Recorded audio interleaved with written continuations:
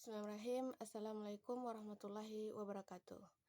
Kembali lagi dengan saya Irma Junita, dengan NIM 23050237 dari Prodi PGMI.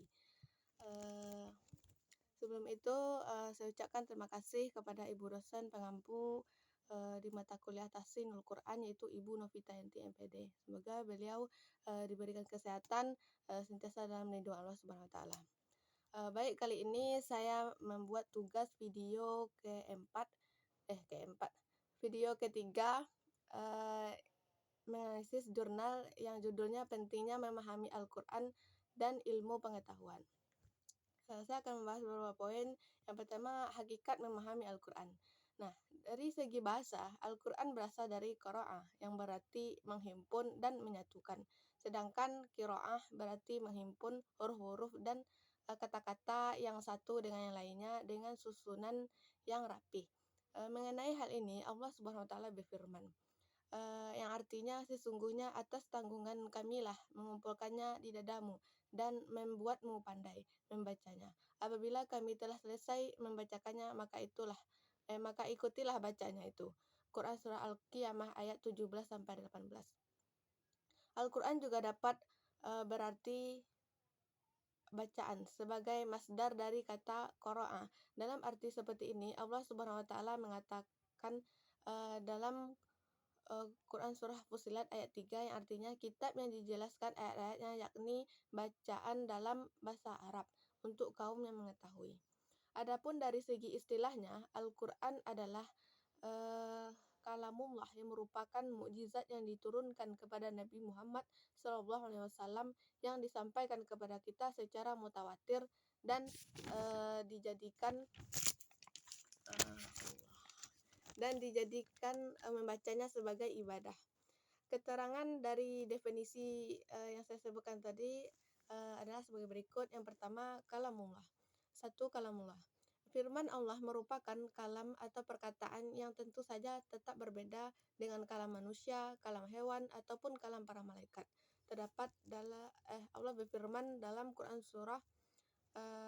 surah ke-53 ayat ke-4 yang artinya ucapannya itu tiada lain hanyalah wahyu yang diwahyukan kepadanya.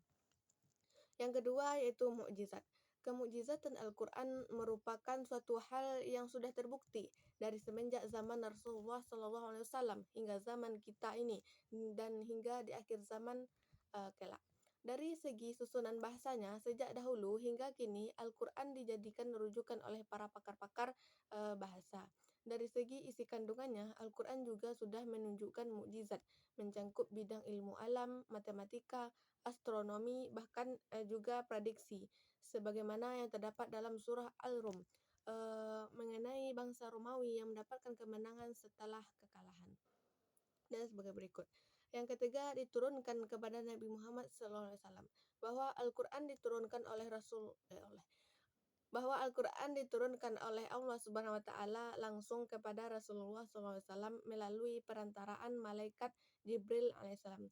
Allah Subhanahu wa taala menjelaskan dalam surah Asy-Syura ayat 192 sampai dengan 195. Yang keempat yaitu diriwayatkan secara mutawatir. Yang kelima, membacanya sebagai ibadah. Dalam setiap huruf Al-Quran yang kita baca memiliki nilai ibadah yang tiada terhingga besarnya. Dan inilah keistimewaan Al-Quran yang tidak dimiliki oleh apapun yang ada di muka bumi ini. Di muka bumi ini. Allah Subhanahu wa taala menjelaskan di dalam surah Fatir ayat 29-30. Baiklah, dari paparan poin-poin penting yang saya sampaikan tadi, berikut kesimpulannya, yaitu salah satu hal penting sebagai bukti bahwa Islam merupakan satu-satunya agama yang benar dan cocok dijadikan sebagai pedoman hidup manusia. Sebagai pedoman hidup manusia adalah adanya keselarasan antara agama Islam dengan ilmu pengetahuan, sehingga bisa dicapai titik temu antara keduanya. Al-Quran yang diturunkan kepada Nabi Muhammad SAW merupakan mukjizat paling besar pengaruhnya. Isinya selalu relevan dengan kehidupan serta ilmu-ilmu yang terkandung di dalamnya merupakan anugerah bagi manusia. Salah satu kemukjizatan atau keistimewaan Al-Quran yang paling utama adalah hubungannya dengan sains dan ilmu pengetahuan. begitu pentingnya sains dan ilmu pengetahuan dalam Al-Quran.